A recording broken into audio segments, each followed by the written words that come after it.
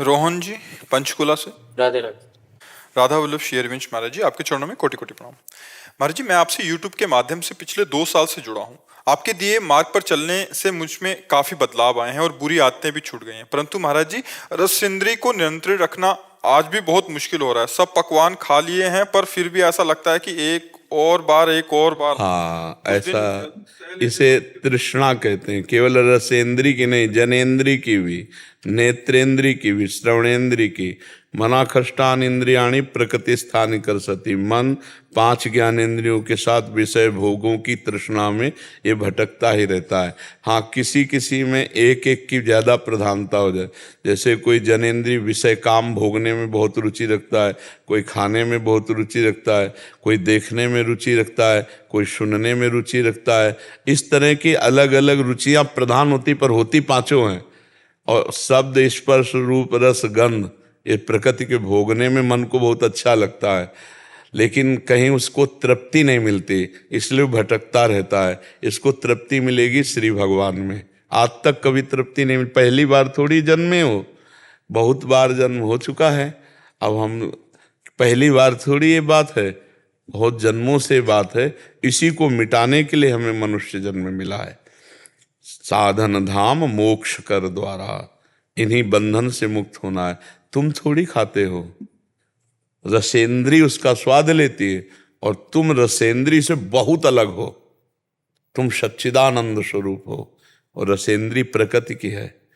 प्रकृति को इस परमात्मा स्वरूप ने पकड़ लिया है। बंधियो कीर मरकट की नाई, सुख बुद्धि से बंदर जब मटकी में छुहारे थे तो दोनों हाथ ऐसे डाल दिए। अब कस के छुहारा लोभ से पकड़ लिया।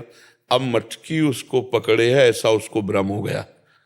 अगर वो छुहारे छोड़ दे तो मुक्त है, लेकिन वो ऐसे 5 इंद्रियों से हमने प्रकृति को पकड़ रखा है। ये प्रकृति है शरीर, ये हमारा थोड़ी स्वरूप है। ये तो प्रकृति का पांच भौतिक एक ढांचा है। ये मैं थोड़ी हूं। क्यों बच्चा, मैं तो लग रहा है? नहीं लग रहा। यही बंधन है। ये जो ढांचा है, गाड़ी गाड़ी होती, गाड़ी मैं थोड़ी हो जाता हूं।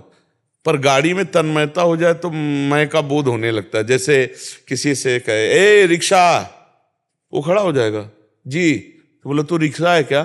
पर वो रिक्शा चालक है ना, तो उसकी तन्मयता है रिक्शे पे, वो खड़ा हो जाएगा। वही कुछ दिन के बाद अगर पैसा से टैक्सी खरीदे तो ए टैक्सी, वो खड़ा हो जाएगा। फिर बोले ये रिक्शा नहीं खड़ा होगा, क्योंकि उसने तन्मयता टैक्सी पे कर ली।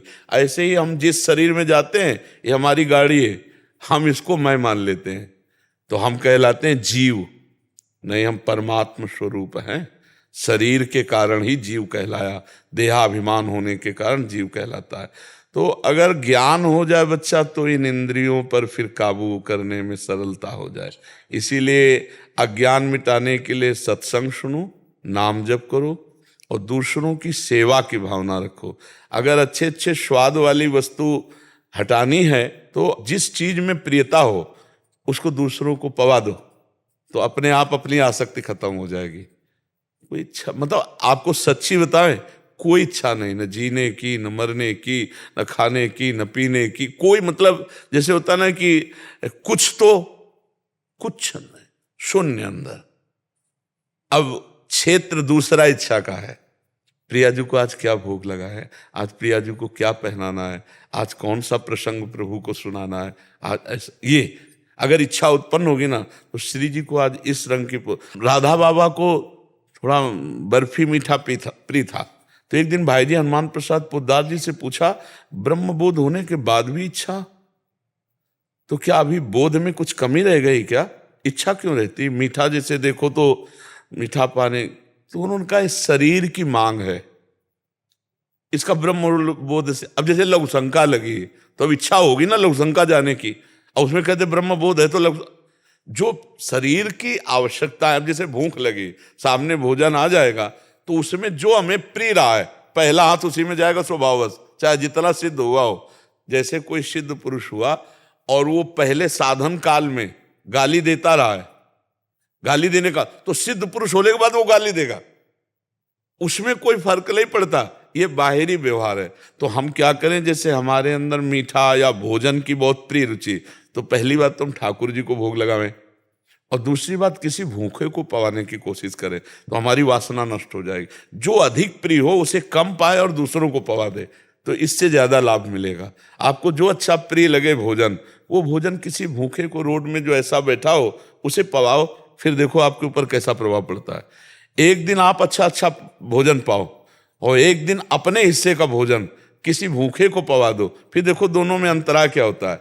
अपने पाने में तो वो सुख नहीं मिलेगा जो दूसरा पा रहा हो, और फिर आपने अपने हिस्से का पवाया और आप भूखे रह जाओ, तो आपके हृदय में जो शीतलता होगी वो भागवतिक होगी, वो परमानंदमय होगी। और ये ज्यादा हानिकारक नहीं है। बस आगे मत बढ़ना कि जैसे मांस है, ये गंदी चीजें, अंडा है, ये चीजें मत, ये पाते हो क्या? हाँ, ये मत बढ़ना। और जो चीजें तुम्हें अच्छी लगती हैं वो प्रभु को भोग लगा के प्रसाद रूप से पालो, या फिर थोड़ा सा किसी को बांट दो। तो भगवान को भोग लगाने से प्रसाद में भी एक महिमा है कि वो आपके अंदर अवगुण नहीं प्रकट हो पाएंगे। जो वस्तु का एक प्रभाव होता है, यहां तक कि भोग लगा हुआ जहर पा गए तो जहर भी पच गया।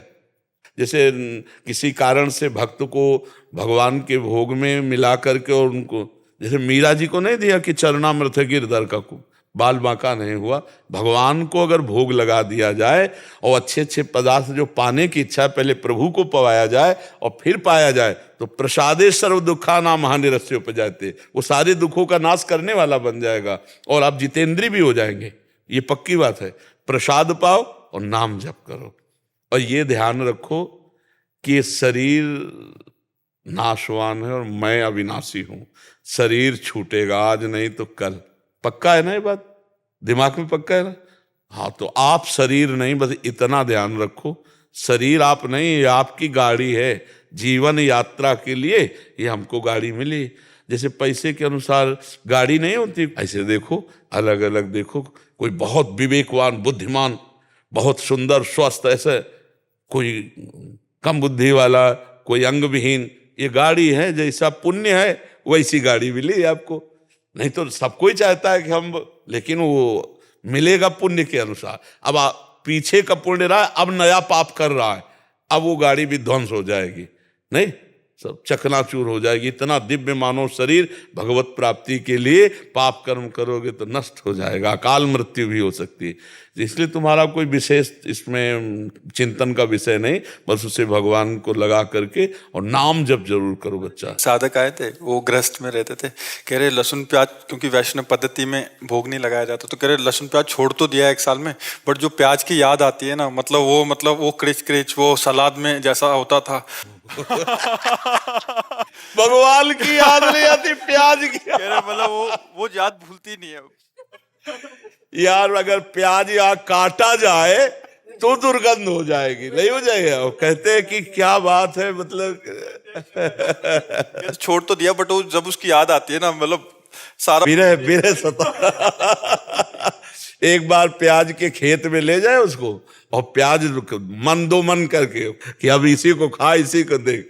एक हमारे अंदर की एक जो चाहत है भोगों की, यही मिटाना अध्यात्म का कार्य। ये मिट जाए तो सब एक जगह। भैया, एक किसान हल जोतता है ना, और आधा किलोमीटर दूसरा किसान हल जोत रहा होता है, और उसकी तमाकू खत्म हो गई हो, तो इतनी तमाकू के लिए वो आधा किलोमीटर जाएगा, वहां से तमाकू लेके आएगा, बनाएगा, खाएगा। एक एक चीज बांधे हुए है। जो जिस व्यसन में है, जो जिस नशे में है, वो उसके बिना। अब ये सब वस्तुओं का अपना प्रभाव है, लेकिन भगवान की याद आवे, भगवान की याद में कोई रोए, वो धन्य है, उसका जीवन धन्य है। अच्छा, हम कह रहे हैं कि कोई भी निषिद्ध पदार्थ ना हो, और 56 भोग हमारे ठाकुर जी के लगते हैं। 56 भोग लगते हैं ना, 36 व्यंजन, 56 भोग। खूब बढ़िया भोग लगाओ ठाकुर जी को, और पाओ, प्रसाद मान के पाओ, तो वो तुम्हें बाधा नहीं पहुंचाएगा। डायरेक्ट पाने से आसक्ति होगी, और जब प्रभु ने पाया है, तो मेरी श्री जी ने पाया, मेरे ठाकुर जी ने पाया, वो प्रसाद जो है मंगल करने वाला सबको चाहिए। जैसे आप ठाकुर जी को भोग नहीं लगा सकते, आपके सामने थाल आइए, 1 मिनट ऐसे कर लीजिए, 1 मिनट भगवान का ध्यान कीजिए, और हे भगवान आप पाइए, 1 मिनट में क्या जाता है, रुक जाइए, 1 मिनट थोड़ा भगवान का स्मरण कीजिए और जय हो प्रभु आपकी, और बस पाओ हो गया, भोग लग गया। यहाँ भी भगवान बैठे हुए हैं, बाहर भी भगवान को अर्पित कर दिया। तो हमें लगता है कि प्रसाद से बढ़कर स्वादिष्ट कोई वस्तु नहीं होती। देखो आप मंदिर में इतना पेड़ का टुकड़ा मिल जाए तो कैसा लगता है। गांव में जब सत्यनारायण की कथा होती थी ना, तो पंचामृत और पंजीरी बटती थी। घर में 10-12 लीटर दूध है, सब चीजें व्यवस्था है, लेकिन जो नारायण को भोग लगा वो चरणामृत, जब पंचामृत मिलता है इतनी पंजीरी, तो लगता है दोबारा लाइन में खड़े हो जाते हैं। प्रसाद में एक अलौकिक स्वाद होता है। तो हम अपने घर के भोजन को प्रसाद बना कर पाएं तो हमारे हृदय में उसकी आसक्ति नहीं रहेगी, और समस्त दुखों का नाश करने की सामर्थ्य भगवत प्रसाद में होती है, और भगवान की प्रीति देने में समर्थ है भगवान का प्रसाद। जैसे चरणामृत है ना, रोज चरणामृत पियो। अकाल मृत्यु हरणम सर्वव्याधि विनाशनम श्री कृष्ण पादोदकम पीत्वा पुनर्जन्म न विद्यते। रोज चरणामृत पियो तो अकाल मृत्यु का नाश हो जाएगा और पुनर्जन्म नहीं होगा। ये बड़ा प्रभाव है चरणामृत, भगवान का प्रसाद, भगवान का नाम। इन्हीं के बल से तो हम माया पर विजय प्राप्त करते हैं। खूब आनंदित रहो, जो अच्छा लगे प्रभु को भोग लगाओ और पाओ जी।